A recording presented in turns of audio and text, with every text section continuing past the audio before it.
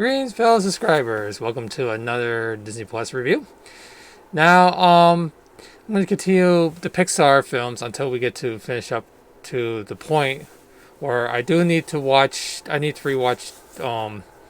Turning Red, which I got to do that first before I do my review on that one. So that'll be my last review for that one when it comes to it. So anyway, so my next review is Finding Nemo. This one is a classic, by the way, because this is the one they actually advance, especially doing the ocean part. And this is it's just mind-boggling how this film just grows so much of me. Okay, anyway, so it's been directed by Andrew Stanton, and also screenplay by him with Bob Pearson and Dave Reynolds.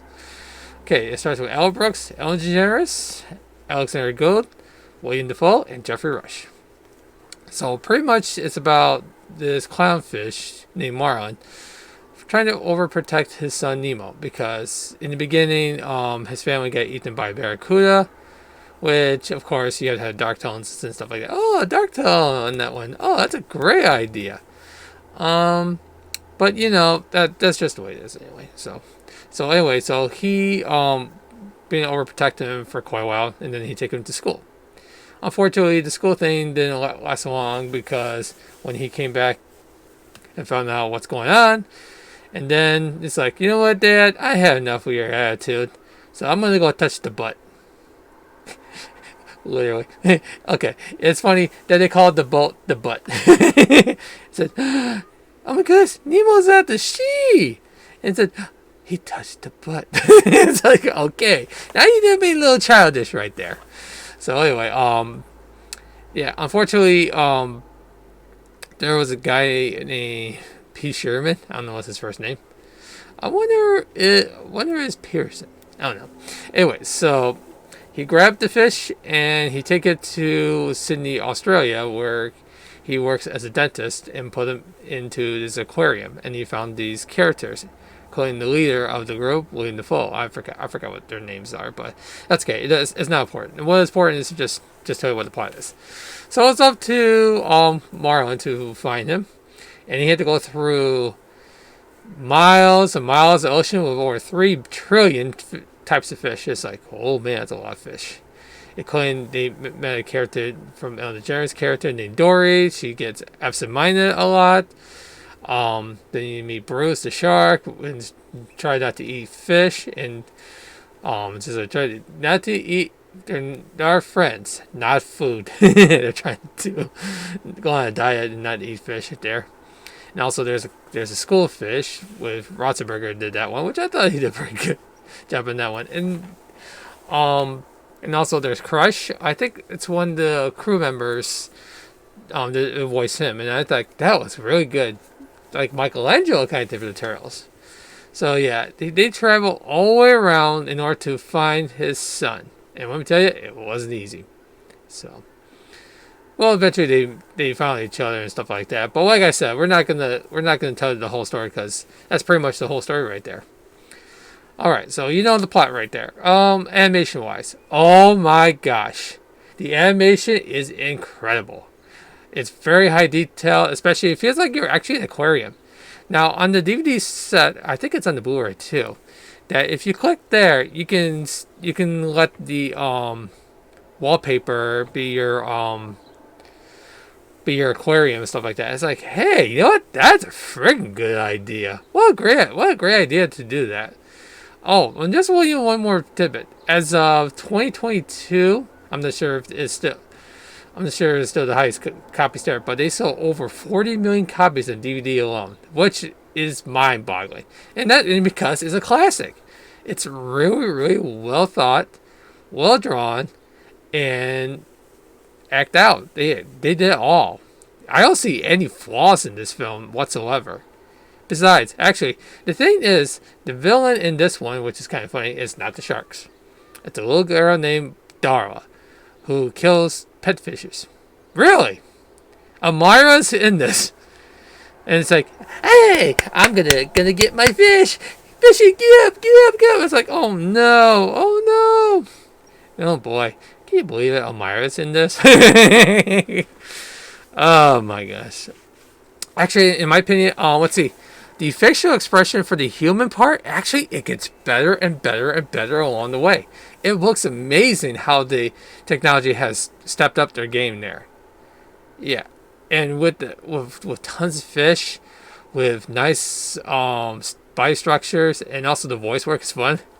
Oh my goodness, it's just, I don't know. It's just amazing to me how they make this one idea into how long is the movie is? Let's see. 100-minute movie. And the budget was only 94 million and they made almost $1 billion. That's impressive. Well, it was used to be highest grossing there until let's see until Toy Story 3 took that one. I'm not sure if Finding Dory took over that one, but which we'll do that sequel along the way though. Yeah, we're gonna do it. We're gonna keep things in order anyway because it makes more sense to keep it in order. So, yeah. All I gotta say is, these Pixar films are like the best movies I ever seen in my life.